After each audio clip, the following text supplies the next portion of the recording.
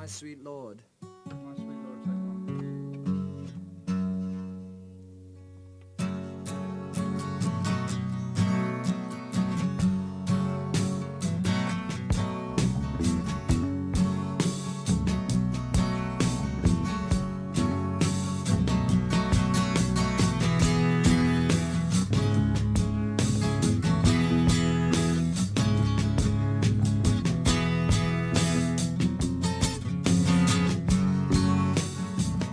Genius. Absolutely. So today we're getting into something, well, it's one of the great ironies of the Beatles. This incredible tension, between their revolutionary originality and their frequent borrowing from other artists.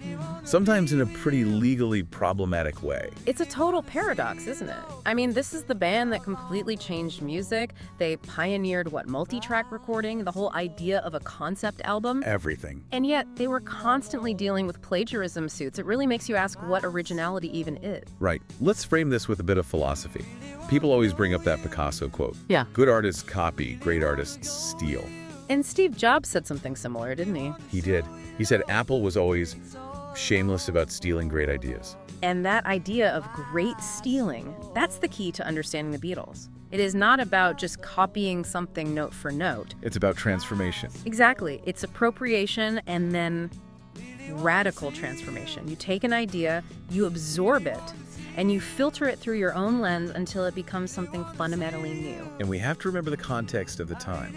In early rock and roll, borrowing wasn't just common, it was expected. It was baked in. The whole tradition came out of the blues, where songs and riffs were almost seen as communal property. They just circulated. And John Lennon even admitted to it, right? Yeah. In the early days, he said he'd consciously change a melody just enough before recording. A preemptive move, basically. He knew they were sailing close to the wind. But once they became the biggest band in the world, the stakes got a lot higher. Oh, completely. Yeah. And that brings us to the famous cases where they got a little too close to the sun. We've got 5 key examples, but we have to start with the one that set the standard.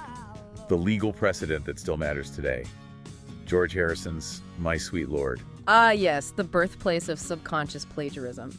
It was a massive hit for him in 1970, his first #1 as a solo artist, a really beautiful mix of Christian and Hindu traditions. But the publisher of the Chiffon's 1963 hit, He's So Fine, heard it and, well, they noticed something. The melodic motifs, they're nearly identical. When you play them side by side, it's pretty undeniable. And Harrison's defense was so interesting. He said his actual inspiration wasn't the Chiffons at all.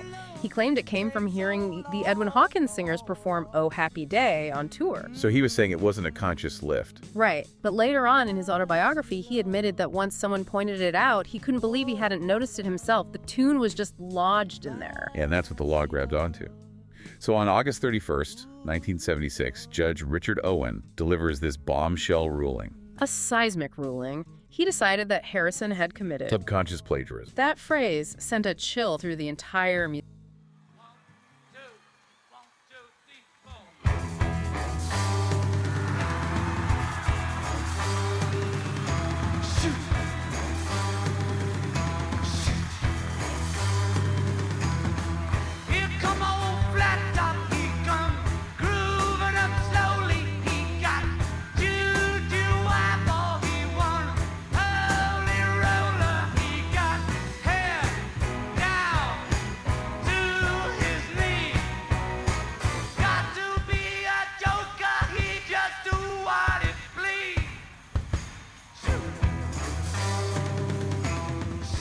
And had access to the original song, it was a huge hit, and the melodies were basically identical. It was infringement. Intent didn't matter. So you could be liable for a song you didn't even know you were remembering. Exactly. And the financial hit was huge. He was ordered to pay over $500,000. $587,000 to be exact. And the case dragged on until 1998. It creates an almost impossible standard, doesn't it? Every artist is a sum of everything they've ever heard. How can the law draw a line between a conscious choice and a memory you don't even know you have? Ringo Starr just said Harrison was very unlucky. That's a good way to put it. Unlucky to be the test case. Okay, so that case sets the stage. Let's move to the next one, Come Together, from Abbey Road. Here, the borrowing was lyrical. It was from Chuck Berry. Specifically, his 1956 song, You Can't Catch Me. Lennon took that line, "Here come old flat toe V, come grooving up slowly." And the story goes that as soon as Lennon played an early version for Paul, McCartney flagged it. He said, "That's Chuck Berry. You can't do that." But they didn't take it out. No. And this is where the transformation part comes in.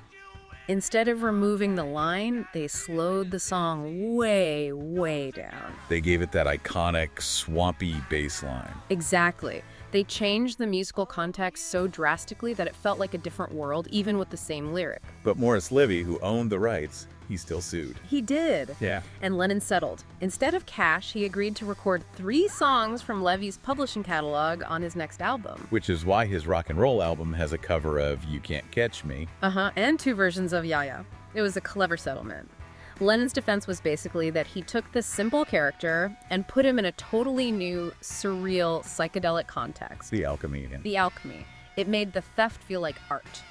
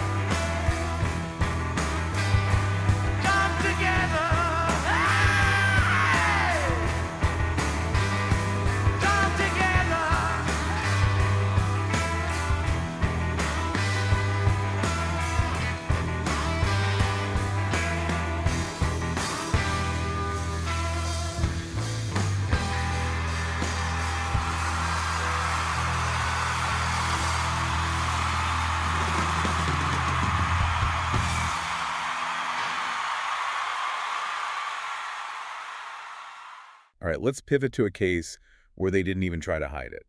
I saw her standing there. The opening track on their first album. This is what I'd call an honest appropriation. A bass line. The bass line is lifted directly from another Chuck Berry song.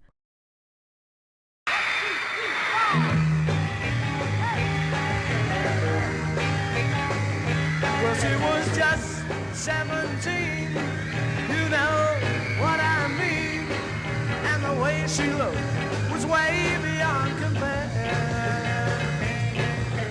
How could I dance with another? Oh, as I saw her standing there. Hey. Well, she looked at me, and I Completely open about it. No apologies.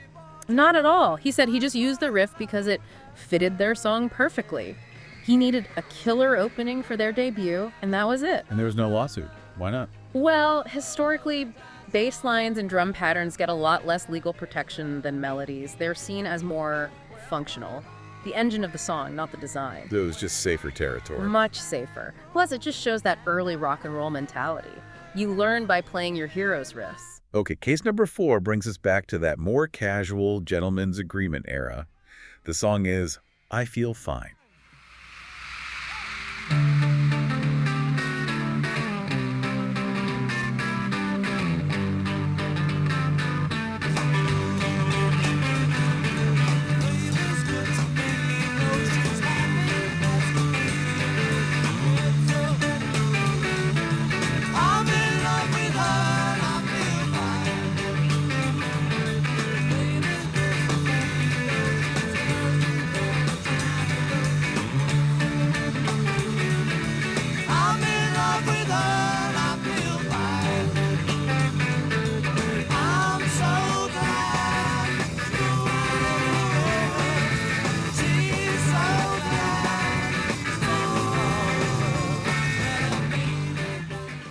And the borrowing is that incredible driving guitar riff. Which Lennon took directly from a 1961 song called Watch Your Step by Bobby Parker. A song they played all the time in their live shows. They knew it inside and out. But the resolution here is just amazing. It's so different from the Harrison lawsuit. Parker was apparently just flattered. He met the Beatles, and they just settled it with a handshake.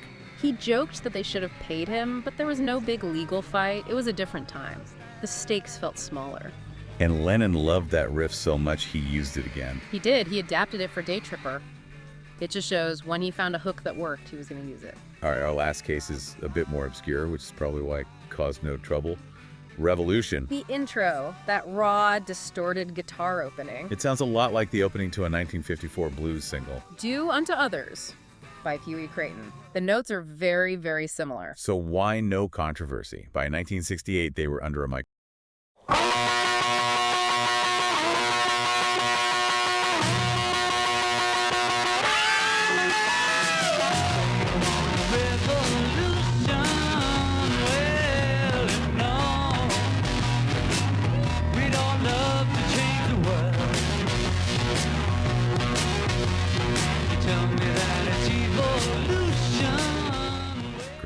Obscurity.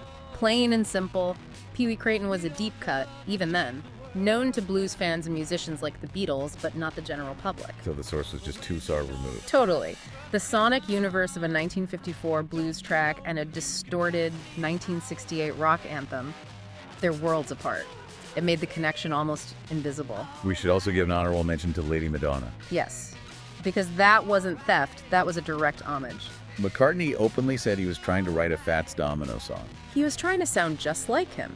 And the piano part was based on Bad Penny Blues, which, in this perfect little circle, was produced by George Martin. And the best part is that Fats Domino himself actually covered Lady Madonna. He did, in 1968, and it became his final U.S. chart hit.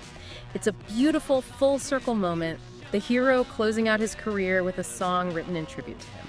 So we've laid out all this borrowing, but the paradox remains. This is the same band that was inventing backward tape loops and sound collage. The biggest thieves and the greatest innovators all at once. It's why McCartney could call them plagiarists extraordinaire and the biggest knickers in town.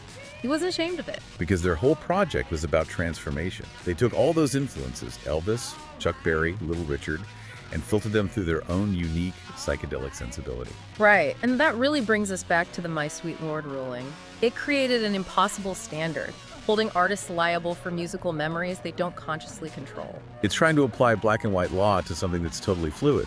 Exactly. The Beatles' entire career proves that originality isn't about creating something from nothing, it's about alchemy. The story of the Beatles proves that originality is about alchemy, not creation from nothing. So if all artists are, to some degree, thieves collecting sounds and ideas, how much of the music you love is simply an echo of something much older, recontextualized by a master? Well, thanks for joining us today. Whenever you feel like knowing more about the Beatles, visit us at BeatlesRewind.com. Every day, we do something new there. Song reviews, album reviews, movie reviews, documentaries, trivia, all things Beatles. Every day, 8 days a week. You can find us on the website, BeatlesRewind.com. You can subscribe on Spotify, Apple Podcasts, YouTube, Amazon Podcasts, practically anywhere on the intertubes. The Beatles, all day, every day. Cass will do it again tomorrow. Right, we absolutely will. Until next time, when you listen. Your mind conducts its own symphony.